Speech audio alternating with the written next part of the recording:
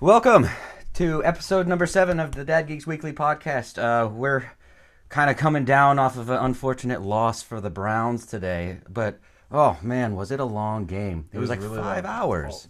4 hours. Yeah, well, oh yeah, I was thinking 12 o'clock is when I tuned in to the pre-show, so I was there sitting there for 5 hours. 5 hours. Yeah, we can't seem to pull out a win this year, so maybe it's time to go away from that. But anyway, a kind of condensed list of items today to go over in the gaming news world. A lot of stuff that was actually coming out on other podcasts that I listen to and some game sites are stuff that we covered already. So I was like, well, we're not going to just repeat stuff constantly. We're ahead of the game. We're ahead of the game. So this is your source where you'll hear it first, I guess? I don't know. Yeah. But anyway, I'm Chris, the real Darth guy. This is Larry, Mr. Mixius Pitalik. What's up? How you doing this week? I'm good. Yeah. I feel good. I'm feeling really good.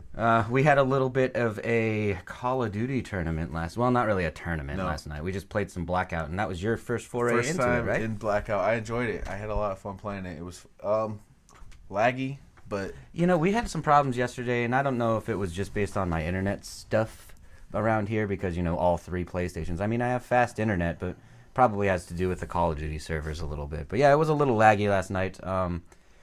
We didn't pull out any wins. We got second place. Yeah, that was our best round. That was our best, but we got massacred most of the night. I'm better on the actual multiplayer side than I am on the Blackout side for some reason. I don't know. I seem to always...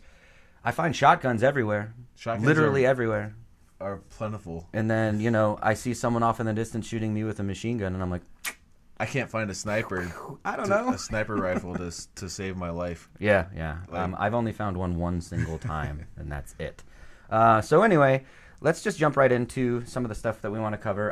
One of the things that I want to go into is our thoughts on cheating in video games, and what brought me to that subject was that I saw that Epic is suing 2 Fortnite cheaters. Yep. And then also I saw that there was a tournament, and one of the competitors was actually caught cheating in the tournament as well.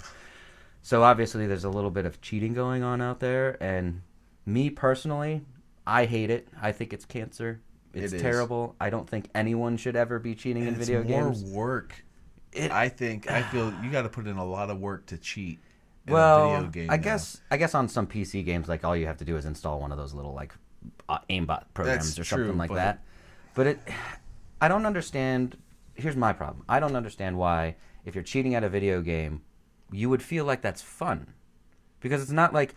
You know, part of playing video games, at least for me, is like improving my skill, working with a team, you know, winning because we're actually good at the game, or smart, or, you know, make good decisions as a team together.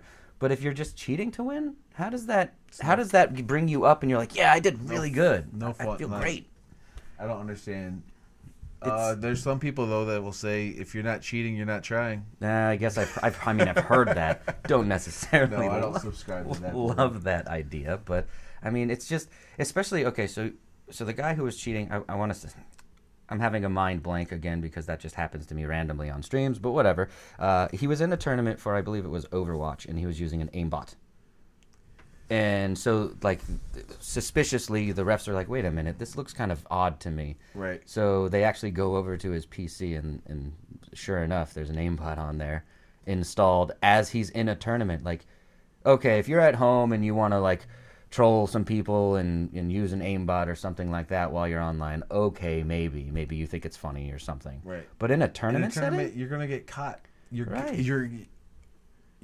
It's inevitable. You're going to get caught, and you're going to get disqualified. And there's it's pointless. Well, he was on a professional gaming team. Now his career's over. Yeah, like it's done. You're done.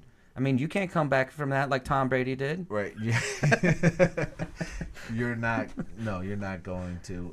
I just don't get it. And you're not going to be able to, like, join any more tournaments, like any big name tournaments. No, your name is going to be on the do not play list. I don't know if that's a thing, but I'm assuming it's a thing. I don't know, but it just seems weird that he would be like, "Oh, I understand the want to win so badly that you're willing to take crazy steps to win." But cheating is just straight up wrong. That's just I don't feel like that's good. So I actually do. I kind of agree with what Epic is doing, chasing these Fortnite cheaters. Yeah, and trying to go after them. Got to get rid of them. You know, come down hard on the cheaters. Yeah, I mean, most takes away the fun for everybody. Really, you're not having. There's no way you're having fun cheating. Or at least I don't think there is. Because me personally, like, it just seems weird to me that you would enjoy just not playing the game. Because part of the joy of games, like we said, is just getting better, improving your strategies, and actually playing well. Yep. Like if you're cheating to win, you're like, yay, I won, but it's like a I don't know, a tick mark on the bad side of your win. Right. So it kind of takes it away from you. Yeah. So I mean, I agree with what Epic is doing. This is the only problem is obviously it's kind of weird because do you really expect these gamers to have a ton of money to be able to, like, you know, pay you or something? I don't know, because they're probably suing for an exorbitant, what's the word? Like an astronomical amount of money. I'll just change the word instead. Right. So do you really think these gamers that are just sitting in their basement are going to have the money? They're not going to have the money to pay this out, but it's really going to make them think about...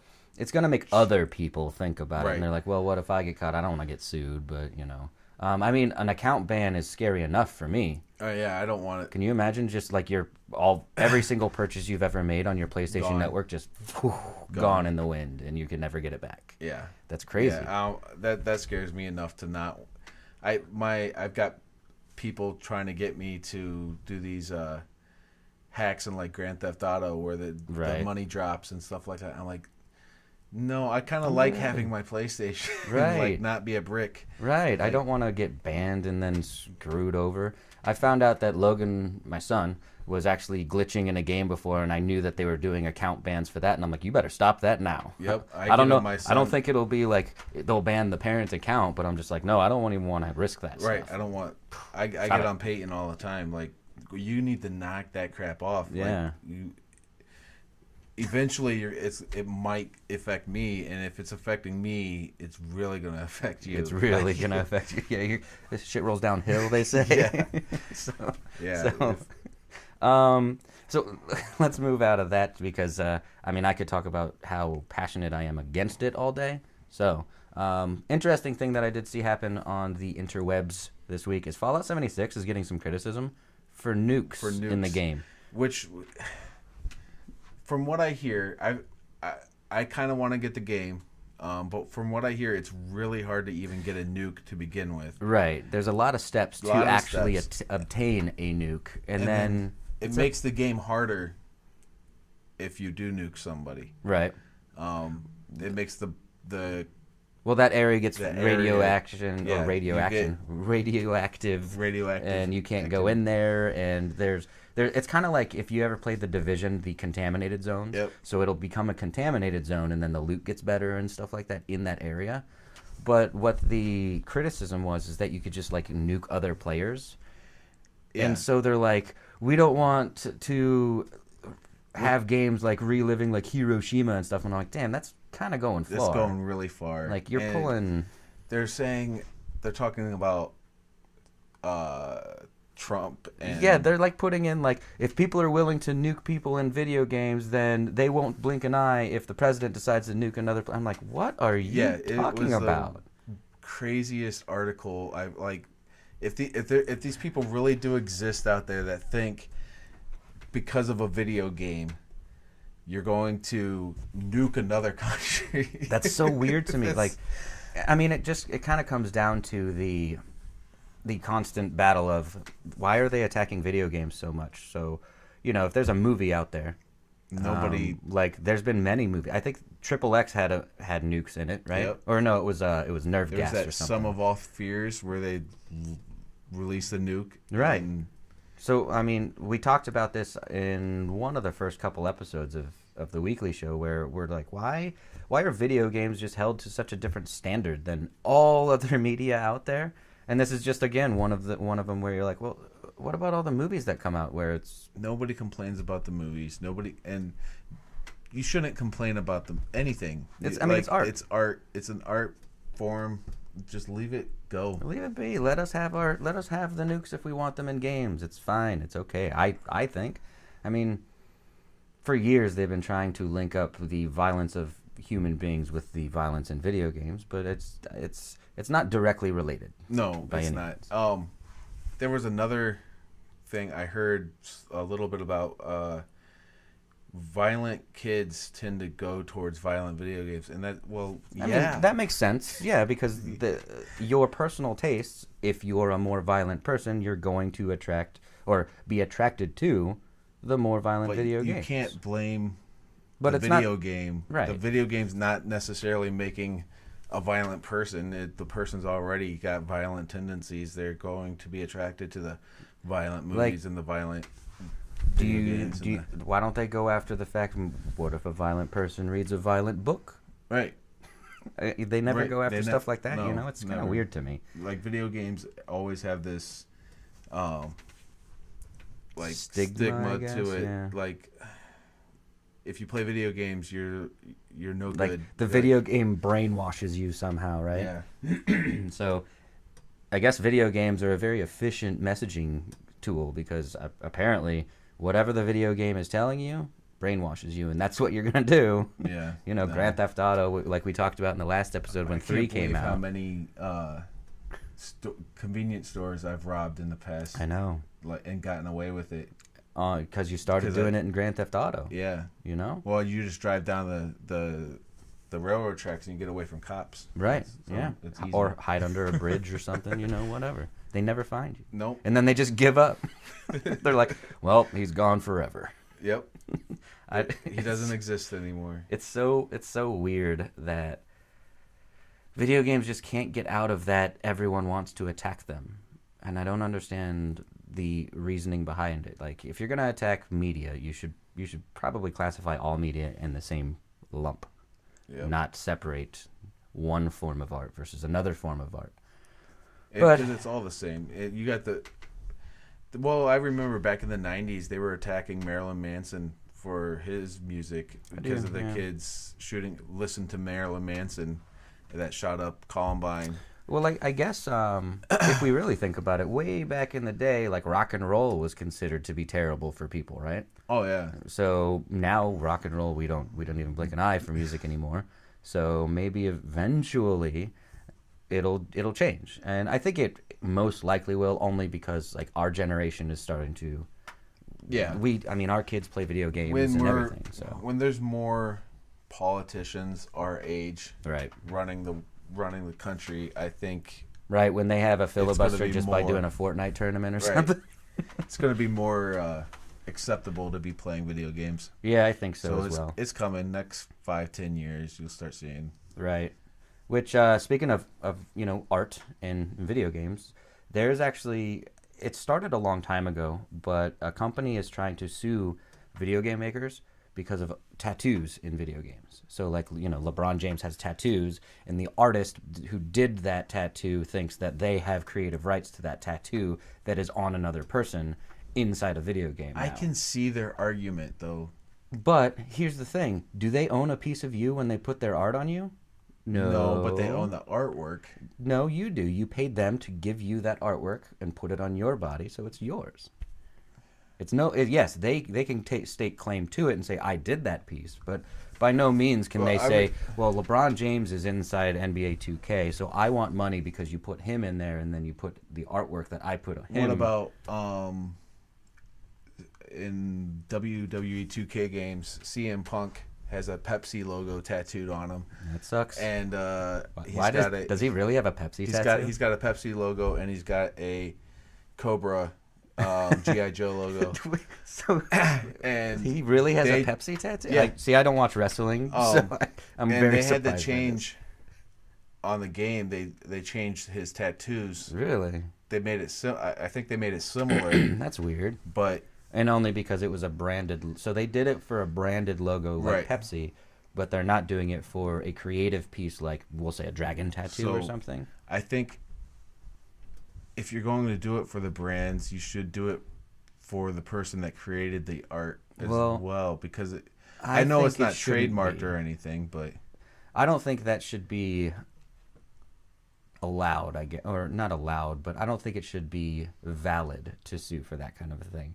Because it seems weird because I like to get tattoos, so it seems weird that like if I got a tattoo and then obviously I'm not going to be in a video game, but if I was and I agreed to be in the video game, my likeness, right? I think it's weird that like I would have to clear it with my tattoo artist, but it's my arm. I couldn't even find a tattoo artist that's done half my tattoos. Right. So like if your likeness was in a game, like that's so weird to me to be like, oh, hold on, I got to go make sure I have the license for my arm. Right. Like, yeah, I see that. I see that argument.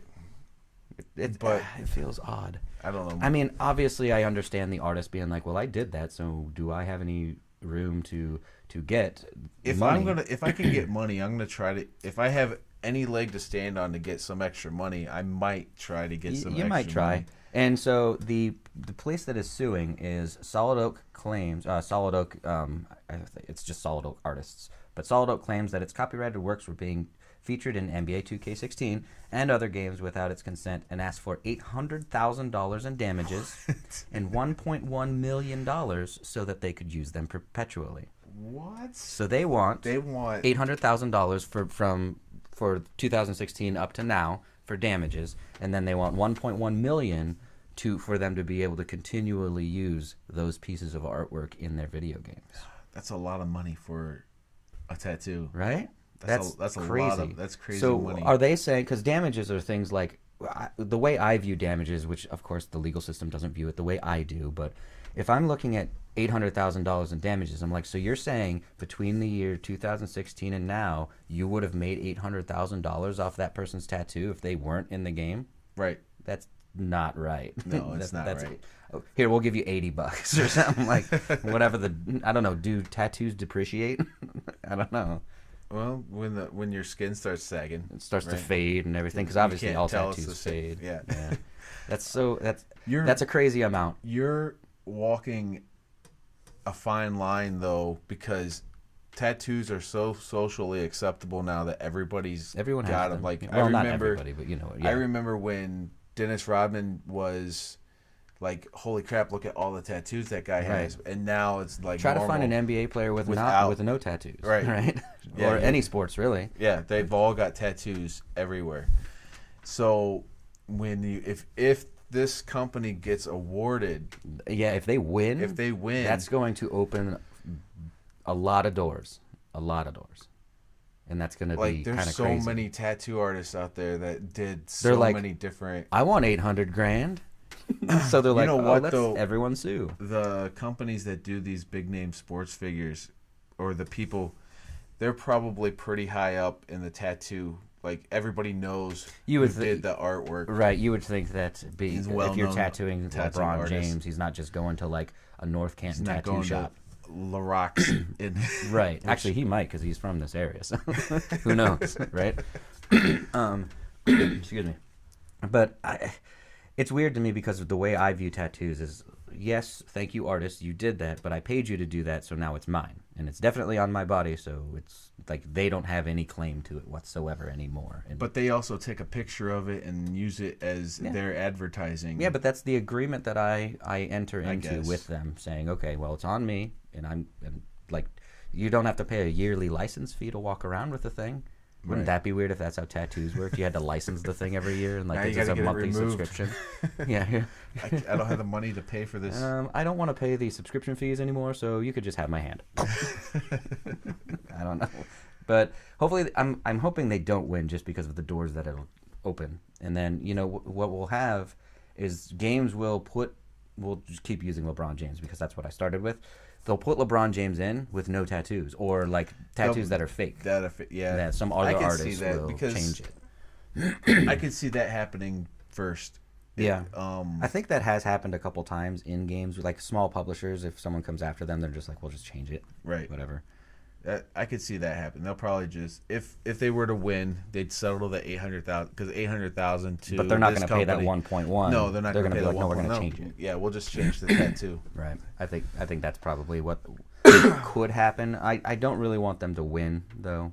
No. I want it to be looked at as that's tough though. You can't sue them for something on someone else's body is what I think. I'd still be upset seeing seeing work that I did and not getting. I don't know. See, I would take that as, oh, cool, my artwork. I already put it on this celebrities, which is awesome. Right. It's, like, are they going to sue ESPN because LeBron James is on their channel with his tattoos? Does that open that door? Yeah, it's a whole can of worms. It's crazy, right? If you think about it. I think that would be bad for for everything, for a lot of different entertainment and licensing. Yeah, this could be one that I usually would agree with the artist getting as much as they can, but this is one maybe I don't. It's a little scary, like where it could go. Where do you draw the line? Like all of a sudden, do NBA players have to wear like sleeves over all their tattoos because they're not licensed to be on ESPN anymore? And that'd be just weird, right? Right. Be crazy. Mike Tyson with it on his face have to wear like a hood or something weird, like can't even put a bandage on. Yeah, just put a Band-Aid over it or whatever. I don't know, but I think that's a dangerous one to for it to happen. Yeah, it's weird. But next subject, I read that I think this is not exactly new news, but it's news to me because I'm like, it made me think, and what I'm talking about is parents hiring Fortnite coaches to make their kids better at Fortnite so that they can go to like tournaments and compete in the game, maybe even have a more successful YouTube channel or Twitch channel, whatever it may be. But these parents are actually paying like big name stars to coach their kids. I think that's fine, but it made me think and go, the world is probably going to, because it's video games again, and they're going to be like, why would you ever, teach your kids to play video games or sensationalize video games? And I'm like, well, realistically, it's like any other sport. Like, if I pay to have my son go to a soccer camp, what would be the difference of if Fortnite is what he enjoys and that's how he socializes? What would be the difference of me sending him to a Fortnite camp or something? That sounds weird. Fortnite camp, right? Right. When I first heard about this, I was like, these parents are dumb. Like, it's a video game. But I got to thinking, Akron U just opened up their esports. They did. Their esports arena thing. I think it's called the esports arena, I believe. Yeah, and if they're going to start giving scholarships for for esports, like they do with regular sports. And that is a thing now. I don't think it's like full rides. Not yet. I almost said sponsorships, but scholarships. I believe it's just like financial assistance to go to school, which is perfectly fine in my eyes. That's amazing. ESPN shows poker on their channel, so eventually that you have to see. Yeah, like they put the World Series and the qualifiers and all that stuff on there. It's actually kind of weird that you're going to see esports on ESPN. I can almost guarantee it. I can almost guarantee the esports on ESPN. Well, things like fighting game tournaments are very well received on television because they're exciting. Because the good thing about a fighting game tournament is that you don't necessarily have to know the game in order to watch it and enjoy the competition side of that tournament. And I think one of the big things in it is the announcers. If the announcers are good, that's going to keep people watching it. I agree. Actually, announcers have a huge impact on any sport, and esports, normal sports, everything. Because sometimes if I'm sitting in a game, I'm like, I kind of wish I would just turn on like a radio show to listen to their take on the game while I'm watching the game as well. Oh, there's some stadiums that have the radio, like you can tune in like if you have an RF or whatever. So you can tune in to the stadium's broadcast. I didn't know they did that. Yeah, there's some stadiums out there. I don't think it's anything like major league yet, but it's like the smaller. That's pretty neat. I would like that because you're sitting there at let's say a media timeout. Like let's say we're at a Browns game and there's a media timeout, and you're sitting there just in silence, just kind of hanging out, chatting, right? Right. It would be kind of cool to like hear a little bit of game takes and stuff because right now all you get is just a bunch of advertisements on the jumbotron, and you're like, well, buy season tickets, sweet, whatever. I enjoy going to live events, just for the atmosphere. Yeah. But for the most part, I love watching the games from home, because it gives you that better perspective. The better perspective, a little bit more amusing in between. everything's cheaper. Yep. You know. So, but going back to the parents hiring Fortnite coaches, I think it's a good thing because think about this. I had a person in my family that was, because they know I'm a gamer and we do this, and they were like, "What do you think about what college is now giving scholarships for games?" And I was like, and because they were like trying to like laugh at it basically, and I think it's great because if video games are someone's passion and then they can get a college education on top of that, more power to them. Yeah, I think it's amazing. For sure. And the way our kids love video games now, if they can get into school and I don't have to pay for it. Yeah, I'm good with that because school is just creeping up constantly. By the time they're right? in college, we're gonna have to take out 2-3 mortgages just to pay for that 1 year of that schooling, right? So I mean, I don't see any problem with it. I think it's a great thing. I'm very happy that the world is changing a little bit with the stigma on video games because it is a little bit.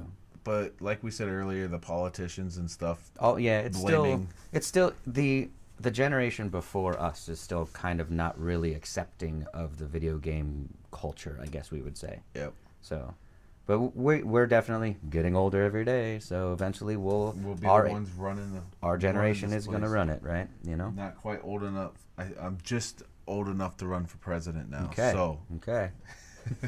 we'll get a the real Darth guy mix his pit ticket. Hopefully they don't ever have like that would be terrible if like eventually someone runs and it's like their first and last name but in the middle it's like their gamer tag. Yeah. or their Twitter. So, Chris their Twitter at the real tag. Darth guy running and you're like, what the hell? No. Voting for the real Darth guy. That's hilarious. That would be funny. I mean, if you think about it, Ninja, I think the report was that he makes about $500,000 a month. Of course, he's got more than just the Fortnite streaming. He's got the brand and the merch and all the other stuff that he does on top of it. But $500,000, that's ridiculous. That's probably like his record month, of course. But you know, every media outlet when you say how much does Ninja make in games, it says $500,000 a month. I'm assuming that's like his record month. But still, let's say he only makes $100,000 a month. That's crazy sauce. Like that's insane. And he plays games. Like he's just got a streaming setup like I have here in my basement. And it's all he does is just and he wakes up in the morning and was lucky enough to be good at that. He's ridiculously good at Fortnite. I will give him that. It's crazy how good that guy is. I watch that and I'm like, yeah, I'll never ever even be half of that good. I don't like the building part. I'm terrible at the building part. Very, very terrible. So now tournament payouts, because I made some notes on this based on the parents hiring Fortnite. Ninja makes about $500K, like we said. Tournament money. Payouts. I mean, even there was a tournament because there's so much money just being shoved into this Fortnite thing, right? But like a last place player, if you qualified for this tournament, got $5,000. The last place guy. He showed up, played a game, and lost. Right. And still gets $5K. I'm going to pause this for a second. I got something to say. Big boy, ask your parents. You'll know the answer. Oh, okay. All right. Nice. And then one father, he actually, just a comparison quote, he goes, for the parents involved, it's no different than investing in your child's soccer uniform, paying for a basketball game or summer camp. So that's where my comparison came from, is another dad's quote. And that's perfectly right. You know, that's dead accurate because it is no different. So why would it be different for me to sponsor my daughter's cheerleading or my son's soccer or whatever it may be versus doing this? If it's what my kids enjoy, I'm going to try to help them enjoy it more. It's just what parents do. So I like it. And then a big subject that everyone seems to be talking about right now is this thing called crunch in game development. It's the big hot topic thing right now. Everyone has varied opinions, and what that is just developers getting to the point where a game's going to come out soon. And this was brought up again because of the Red Dead Redemption stuff. They were saying that they were working 100-hour work weeks, and that's a lot. Well, they came out and said that it was just the top guys. Right. He kind of he said we were working like 100-hour weeks and like an off the cuff conversation, and then the world like freaked out on him, and then he had to come back and make a statement. He's like, my team worked that. I don't know about the other teams. And then, of course, there was a bunch of developers from Rockstar that were previous developers that are like, no, when we were working on Grand Theft Auto, we were working hundreds of hours too. And I don't think there's a problem with working lots and lots of hours. Because because there's different opinions on each side. So one of the opinions that I read, he's like, I was working on some crazy, awesome shit, and I wanted to get it out to the world. So yeah, I put in a bunch of extra time because I was passionate about it. And then there was another one where they're like, nah, it was kind of forced on me, and I really didn't want to put in that extra time, and it took a toll on my family life, and so there's obviously going to be the myriad of I hate it versus I love it. I'm going to assume when you get into video game development, that it's something that it's your passion, right? It's something you love to do, and it's probably not a job to most of the people, right? If you aren't loving your job, that's probably a profession you probably should get out. If you're not if you're not loving it, and if you're not passionate about it, and you're not wanting to get this.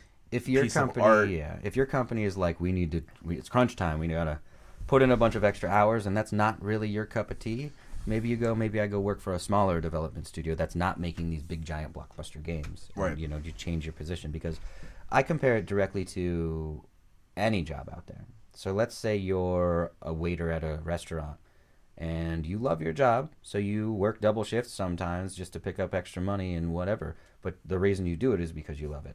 If at some point you end up hating that, and then all of a sudden overtime becomes mandatory, what do? You go to a different restaurant and work there, because you still like serving, you just don't like serving for that particular company anymore. I don't see why and I understand the competition level in the gaming industry is probably very, very, very high, but it's still like, if you don't want to do that, you don't have to. No. So, and then of course I do disagree if like it was mandatory by the higher ups. I do like the fact that they're like, okay, you're going to work 60 hours. We're going to put in a couple extra hours each day. That's okay. But if they're like, no, we got to round the clock it, and we have mattresses in another room so you can sleep when you need to sleep and then get back on your computer, that might be a little much. But it's just one of those things where if you don't like where you're at, change where you're at, right? Yep. I guess that may be a small-minded idea, just because we don't work in that industry, so I don't know necessarily how competitive it is. Right. But I know, like, I'm a developer. Probably pretty competitive. I would assume so as well. Up there, well, especially in California, where like the gaming hub is. Although it's spreading out a little bit, but yeah. Right. It's probably pretty competitive. There's probably not a lot of jobs. Probably, I agree. Especially with studios like Telltale closed, and like just small studios close all the time, so that group of developers then gets shoved into the workforce and then makes less jobs for everyone. And, whatever. But I always think when I hear stuff like this and everyone has these opinions and everyone's like, oh, we should change the industry, we should change this. I'm like, why do we always feel like we have to do something about someone else's life situation? Why is it always like, we need to take over and regulate this and fix this? Like, why don't we just let people live? Like, okay, if they don't like their job, switch jobs. Or if the company's a bad company, eventually they're not going to have any employees because all of them are going to leave, right? You would think. You think people wouldn't just stay in a miserable pit of despair, Like if you don't like a video game, do you force yourself to play it, or do you just go, I don't like this one, I'm going to put it down? I'm out the $60, but yeah. That's why I do enjoy GameFly, because of that reason. I test a lot of games first, and then I'll buy them if I end up liking them. I'm waiting for my first GameFly. Oh, okay. Which game did you order? I got Hyrule Warriors? Warriors. Oh, cool. I'm going to try that one out. Okay. I really like the service for the Switch games. I started getting PlayStation games as well to try them out, because I'll give you an example. God of War, I've never been a huge fan of God of War. And everyone is saying how great this one is. So I was like, I don't want to shell out the dough for it, but I do want to try it. So I got it through GameFly. I didn't actually end up liking it that much, but I think part of it was because I came right off of Spider-Man, where the combat is like lightning fast and you're just flying everywhere and doing all kinds of crazy tricks and all great stuff. And then going to God of War, where the combat's you're in and you're you're gonna fight mano a mano with these guys, and then they're surrounding you and going all around. So it was such a different change that I think I needed just a break in between those two. So I returned God of War for the time being. I'll get another game, and then I'll try it again later. I've got God of War waiting for me for when I finally beat or platinum Spider-Man. You still haven't platinum Spider-Man? Come on. Have you beat the game yet? I beat the game. I'm getting bored. I didn't do all the crimes as they were happening, so now you're grinding them out. So I'm grinding. So I'm getting bored. Yeah. Just doing the exact same thing. Well, over and over again. One thing that helped me, because I did the same thing. I did all the challenges, I did all the backpacks, I did like that kind of stuff on the way through the story. But at the end, I had to go through, and I'm like, I have to do 5 Sable crimes, and I have to do 5 Thug crimes, and I have to do 5 Prisoner crimes. So I was doing the same thing, swinging around trying to find them, and then just waiting for them to pop. It's the exact same thing. Yeah, I noticed if you scan the area, it makes them pop a little faster. Sometimes they'll pop up, but the radio doesn't come over. Like, what's the police chief or whatever doesn't come over. I started forcing myself to, like, okay, I'm going to go into this battle, and I'm not going to touch the ground.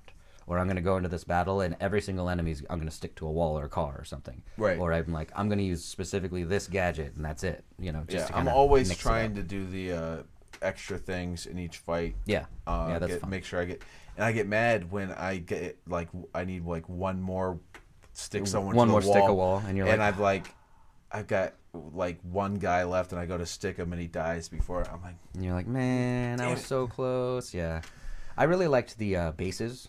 The bases were fun. I think the bases are cool, the horde mode. I know you can go back and do them, but it's weird because when you go back and do them, it feels different. Yeah. Because you're not checking something off, you're just redoing it. Yeah. And...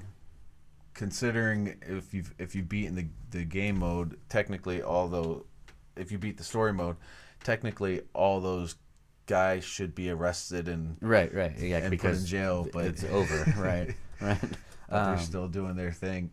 Don't forget to use the web trap. Yep. Don't forget to use the web trap so that you can glue 2 guys, because that's one of the trophies. Yeah,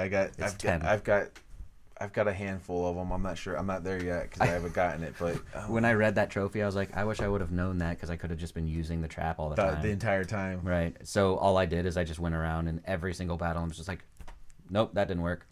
Nope. So I just kept shooting it until it finally popped. Do you get anything for finding all the secret... secret photos? Photos. You do. You get a suit. Do you? Yep. It's a hidden suit.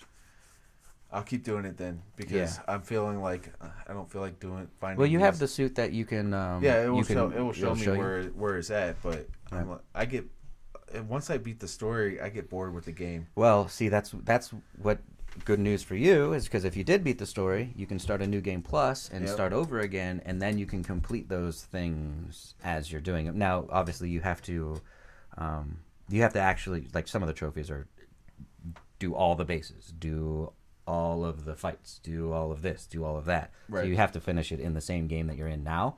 But if you have some things that you could actually do, like, during anything in the game, you could just start a new game plus. When's the new game plus hasn't It's out now. Is it? Yeah, I think it came out yesterday. Okay. I think it was with the most recent update. All right. It's either it came out yesterday because there was a Spider-Man update. I did see the Spider-Man update. Or it comes out on Tuesday because that's the first DLC, the Heist with the Black Cat. Are you going to get that? I was just about to ask you. Yeah. I will later. I want to. I have too much stuff right now. Like, Red Dead's gonna be coming out, and then right now I'm playing so much Call of Duty. There's so much coming out in the next 2 months that it's just ridiculous, the amount of... I know for a fact I'm gonna want to play Spider-Man through again, so I'll get the DLC when it's on sale, and then I'll buy the DLC on my next playthrough. I'm starting to get video game fatigue. Really? Yeah. You're crazy.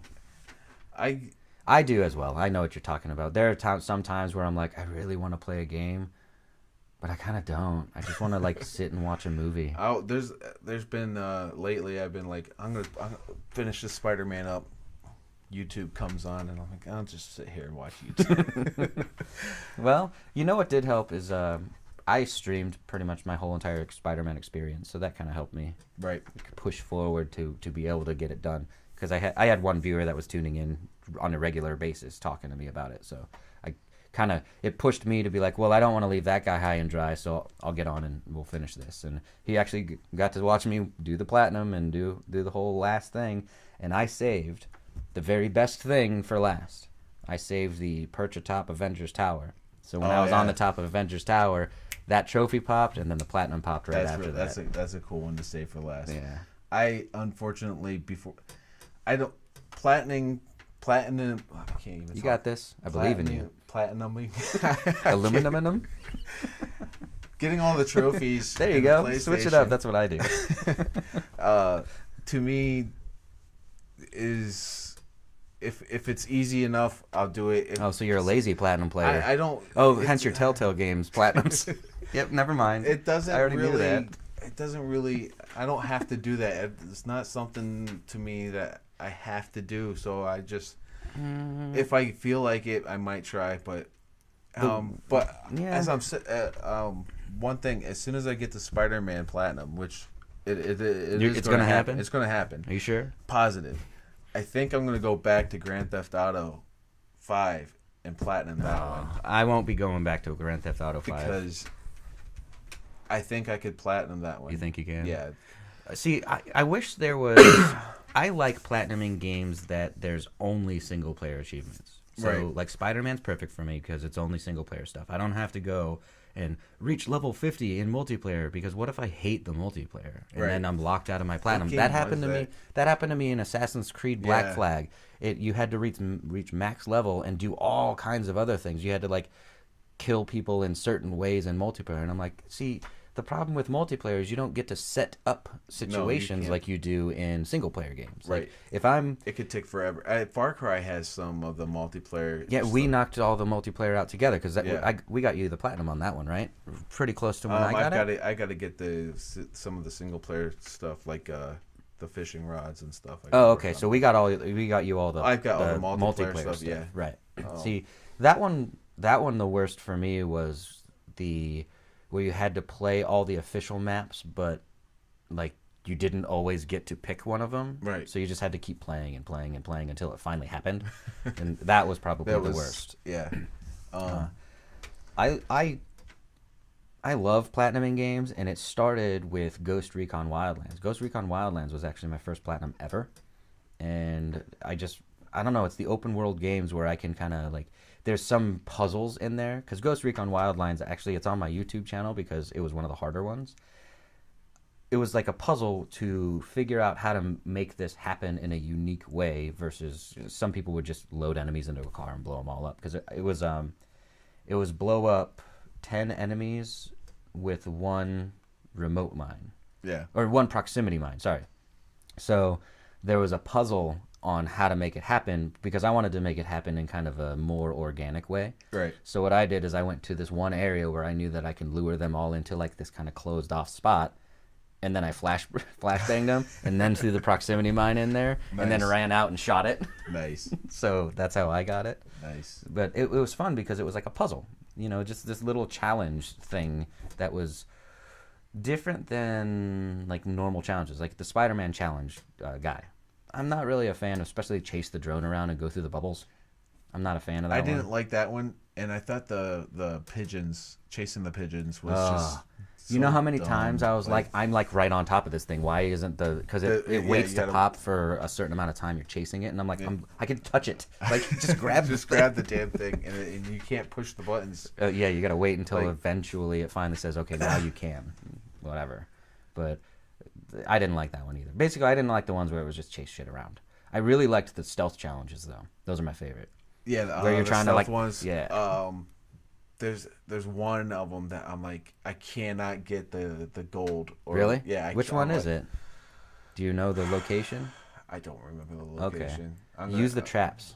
Yeah, the traps. The traps are amazing. I forget about the special webs that I have. Well, because if you stick it to someone's back, and they do a patrol and walk by another guy, it'll stick to the other guy and glue him to the ground. Yep. Or if like you put it on him and then he turns around and it'll stick him to the wall that he turns by. I forget about that stuff until I go to do one of the crimes and it tells me to electrocute 5 guys at one time. I'm like, oh yeah, I have that web. Right. That Yeah. electric. I forgot about that gadget altogether. Right. Yeah, there's so many different gadgets in that game that I usually just use my regular webs. And so when you get back into the game and you start doing the monotonous crimes, challenge yourself and be like, I want to use every single one of my gadgets once, or only this gadget, or only in the air. That's what really made it not monotonous for me when I had to do all those things. And then I'll get I'll put the like the electric web on, and I forget that I put it on, so I'm still like, you're still rapidly shooting someone, and you're like, why is it? Oh, right.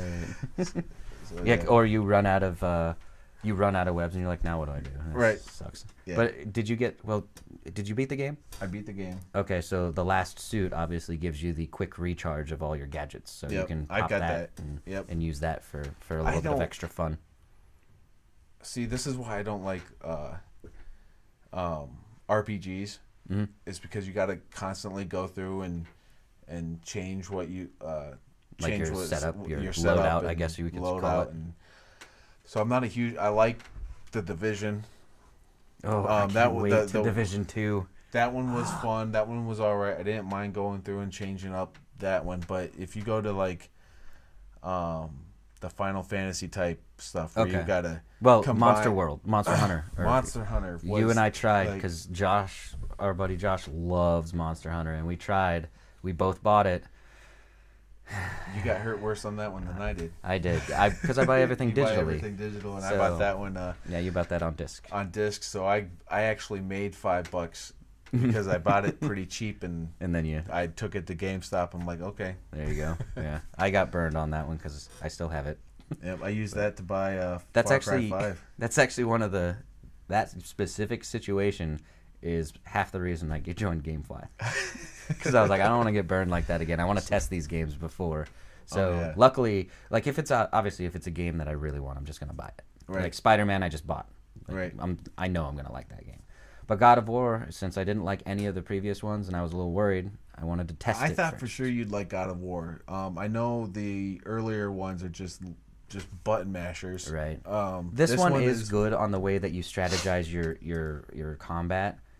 I will try it again. I definitely will. I also put it on God of War hard difficulty. Right. So it was like ridiculously hard, and I'm like, I'm learning new combat. I don't know what I'm doing, and I'm playing on the hardest difficulty. The combat's a lot different. Yeah. I've played like the first 10 minutes of it. Yeah. And it's a lot different. You got to learn. I only got up to like where the other god guy comes up to your house and like fights you or whatever. I beat him, and that's as far as I've gone. Yeah. So maybe a little longer than 10 minutes, but. Yeah. But it took me like 4 hours to get there because it was so freaking hard because it's on God of War difficulty. That first battle where you first fight those like the demons or whatever. Oh, That took me like 20 minutes to beat. It's tough on like I always start a game out on normal. Yeah, I always like whatever the regular setting is. Yeah, whatever the cursor's just sitting on. Yeah, that's how I normally start them out, and then if I feel it's too easy, you'll bump it up. I'll bump it up. Well, God of War specifically, you can't change it once you start it. So I always start every game on the hardest difficulty. Only once have I had to drop it down. In Horizon Zero Dawn, I had to drop it down one because it was just too difficult for me. And then by the end of the game, I bumped it back up because I was better at the combat. So I kind of like if you're able to adjust it on the fly, so you can like learn the combat, and then once everything becomes too easy because you're good at the combat, then you can bump it up to the next level. Yeah, so there's a lot of games now letting you change the difficulty on the fly. And I like that because I don't have to restart the game if I'm having too difficult of a time, or if it's too easy, I don't have to start completely. Oh, actually, over. I lied about the dropping it down. I dropped it down on Far Cry once too. I was playing on hard. Oh, did you? And when only Jacob's mission, where you're like in that like sniper hell world. Oh yeah. And you're trying to blow up the things, the antennas. I love Jacob's whole region, area. His region was cool. Yeah. That was the one where you had to redo the one. It was you went through the same burning building 20 multiple times until the end, right? And then you fought him, and you were in like that that messed up like hallucinating world. Yeah. But the hallucinating world part, like, I was in there for way too long, and I was like, fuck this, drop it down. Once I got out of it, I bumped it back up again because I was like, fuck this, I can't. Like, it was getting to the point of I don't even want to play anymore. So I was I'll fix it. That game was amazing. I just hated how they pushed you through the story.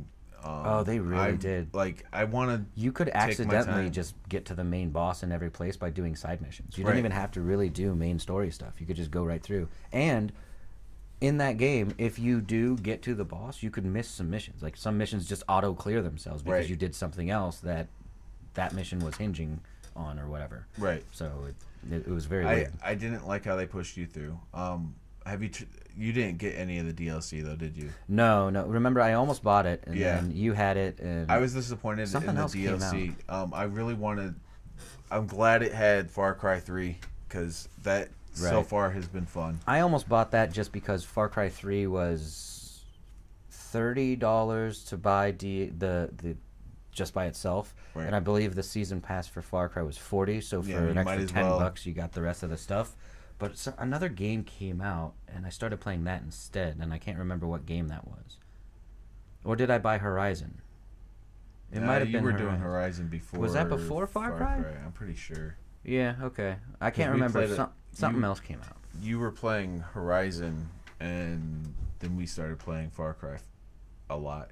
Okay. I can't remember what game came out, but something else came out that pulled me away from Far Cry completely. And I have no idea which game that was. But anyway, we're running at about an hour now, so why don't we... Do we have any... What do we got? In viewer questions, we got Systoxicated in there. Hello. We are talking about... Well, we were talking about just... I guess we kind of just went on a big old tangent of just not really talking about anything except for just video games in general. So that was kind of interesting. Yeah. I don't know why we went there. Horizon was before Far Cry? Yes. So she was right. I told you. You were right. Your daughter pays attention. She does pay attention to the games I play. Horizon Zero Dawn was... It's still in my top 5 games of all time. It might be... That and Spider-Man are really fighting for that top position. They really are. See, the thing about Horizon is I like the newness of the story. So I like the fresh take on something that we've never seen before. But Spider-Man is such a freaking good game. There's so many games that are old that I want to play. I want to try Horizon. You need to try Horizon. I want Assassin's Creed Odyssey. I want that. That's on my Christmas list because I loved Origins. I'm actually 2 trophies away from platinuming on Origins, but for some reason I just haven't went and done them. One of them's like you have to race on the chariots, and I didn't like that part of the game. But I want Assassin's Creed Odyssey because Odyssey is said to be like one of the best Assassin's Creeds that's come out in many, many years. Since I think since the Ezio collection is what they're saying. Did you still have the parkour and stuff in the older Assassin's Creed has in or not Odyssey but in Origins? Yes, it was different, not the exact same, but it was still there. Okay, yeah, because that's one of the greatest things about Assassin's Creed. Is Black Flag did a better job at the parkour than Origins did, but Origins the combat was changed so much that it was a new take on the game. It is hard. It is different to get used to because you don't have the counters that you used to. Right. So, but it's cool. It's very cool. And I hear the new one. Yeah, I'm gonna try that one out. Uh oh. Systoxicated got timed out for something. Oh yeah, you can't use all. I have our Nightbot all jacked up, so we can't use all caps for some reason. All caps. So we have to do some editing. Actually, I need to query the Twitch crew. She's got Well, because when you get put on restriction, it goes through all your messages. But we do have to switch up the Nightbot settings. Some of the Twitch crew helped me out in telling me some tips and tricks. We'll get that. So, do you have any announcements? Because I've got one. I don't have any announcements. Actually, I got one big one. I know you do. We yesterday recorded our first skit. Yeah. And we were gonna do a teaser today. Yeah, we were gonna do a teaser. But our editor is just face down in a computer, and then by the time she was like, "Oh, do you want it to be X or Y, and we were like, don't worry about it. We'll release the full thing next week. If we get a teaser by midweek? Wednesday, oh yeah, we could do it on the Hump Day show. Midweek. But the little bit that I've seen, like, it's pretty good. It looks awesome. There's some comedy in it. There's some. I was very satisfied with the whole day worth of shoots. I didn't know what to expect when you first said you wanted to do skits, and I'm thinking, you've said it too. Are we just putting our like phones? Prop your phone up over there and we'll just like have a shitty angle of it and everything? Yeah, and are we gonna just do like the like get in front of my green screen and we're like, hey, we're not really in the location, but we are. Yeah. Yeah. So I wasn't sure what to expect, and then I've got a friend through work that does videography, and I asked her, and she's so far has knocked it out of the park. Yeah, it was nice to have someone that has done production like that before, because some of the ideas that she brought into it were just absolutely amazing. And then the actress that she brought for us killed it as well. She killed it. I'm very, very, very excited to release this, and hopefully we'll have something for you guys to see on Wednesday's Hump Day show. But if not, the full release is next week. Next week, I can't wait. I'm excited. And it's going to be in 3 parts, so you have to watch the entire Dad Geeks show if you want to. Right. We'll of course release the whole thing after the debut, and maybe even if we do it in 3 parts at the end, are we just going to play the whole thing? Because we can cut the episode like where you see the end of it before the announcements, and then at the very end of the credits, we could just play the whole thing in one swoop as well. We could do that. We could do that. I like and then release it on YouTube as well. And another thing, if we get a nice collection of these skits, I'd like to put it out on DVD. Oh man, and sell a Dad Geeks DVD. A Dad Geeks DVD. I think that would be awesome. Well, I have to write the next script, so yeah. So I have some ideas. I think I set the bar pretty high. I like what we've done. I think so. We'll see what you can do. The length was good too. So stay tuned tune in next week. I guess for sure. You're not gonna just sit here all week. No, if you want to sit here all week, I guess whatever. We'll leave the screen up. No. But next week we'll be releasing that, and I'm super excited about that. Yeah, it's gonna be awesome. I can't wait for everybody to see it. I've told my wife about it, and she's given me these. The gloss over her eyes, like. It's really, not that good. And it's a work of art. Just a little bit that I have seen. I'm excited. Okay. It's really good. Well, on that note, I guess we'll wrap up the show. No further announcements, but please tune in on Wednesday, because we might have that teaser ready for Hump Day update for, changes to some of this stuff, or even if we don't have changes to some of the news things we covered here, we'll just do another mini show. Although last week ended up being an hour anyways. But we'll talk about some different subjects on Wednesday. But we can't end with Go Browns this time, because we already lost. We lost. So go Cavs. They're playing. No. I think they're playing. They started. So go Cavs, I guess. Go Cavs. Yeah, we'll see. But until next time, thanks for joining us. We'll talk to you later. Yep. Good night.